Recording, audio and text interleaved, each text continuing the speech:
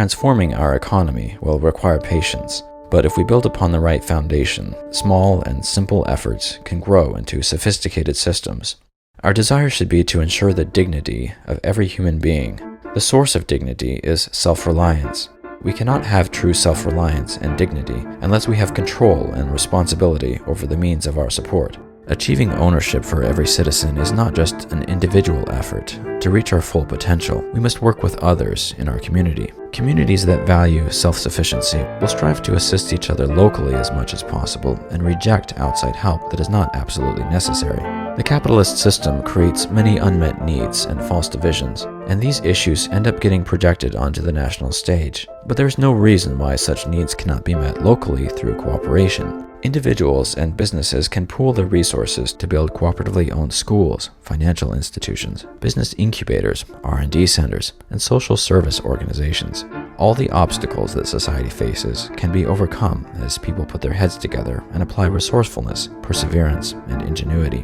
In order for this to happen, we first need to know who we are. An essential step in building cooperative organizations is defining and strengthening the common bond, the unifying factor that binds people together. Today, the most powerful influence in society is the employment relationship. People go where the jobs are. The need for employment pulls people away from communities. We need to find ways to reinforce local institutions and other social ties that supersede the employment relationship. Our objective should be to help local groups reach their potential in terms of what they can accomplish. Individuals work within local groups to help each member succeed. These groups, in turn, can cooperate with other groups, leading to a network effect. Cooperative networks are decentralized according to the principle of subsidiarity, but able to integrate and leverage scale when necessary to ensure the long-term prosperity of every member organization. So if you want to make something happen, the first thing you ought to do is form a study group. Meet together in person on a regular basis and learn the principles of cooperation. These study groups can eventually give rise to cooperative enterprises. Aspiring cooperators sometimes start off by discussing specific structures and strategies, but in the beginning, it's more important to make sure that you are aligned on values, principles, and goals. The next step is to start a business. In your group discussions, assess the needs and business opportunities in your community and identify possible resources that could meet those needs. Choose a business structure, make plans, and then carry out those plans. It's at this point that many groups hit some roadblocks. There are 3 practical constraints that we need to deal with.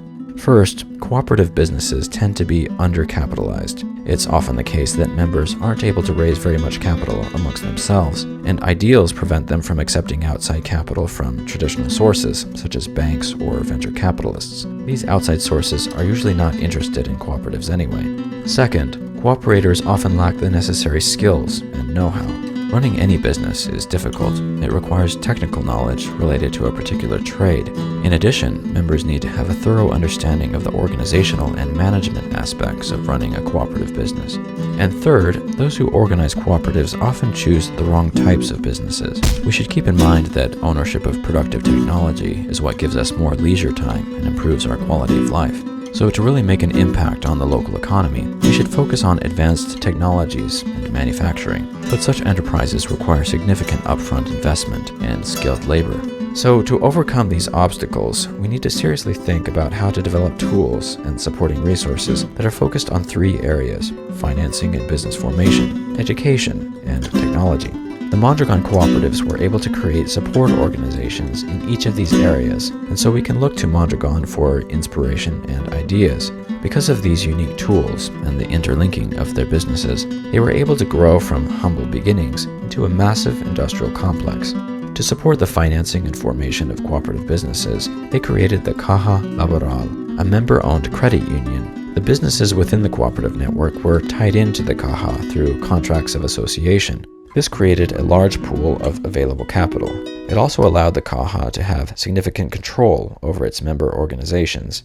In the beginning, the Caja was very different from most credit unions today. It took on a proactive role in helping form new businesses. It also stepped in to help struggling businesses when necessary. Because of this, the failure rate for businesses in the network was very low. The Mondragon network also developed unique educational resources. The complex started off in the 1940s as a technical school where students were taught vocational skills as well as social principles.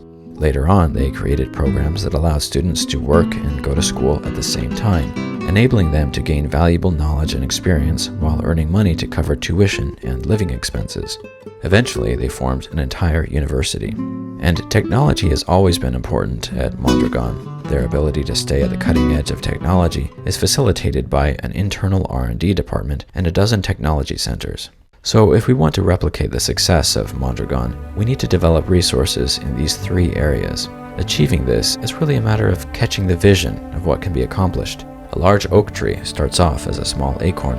Eventually, we can build large networks of worker-owned businesses that meet the economic and social needs of citizens at a local level.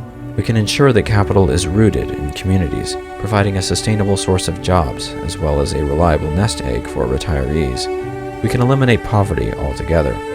But the first step on this journey from theory to practice is to simply connect with the people around us and begin to have a discussion about these ideas.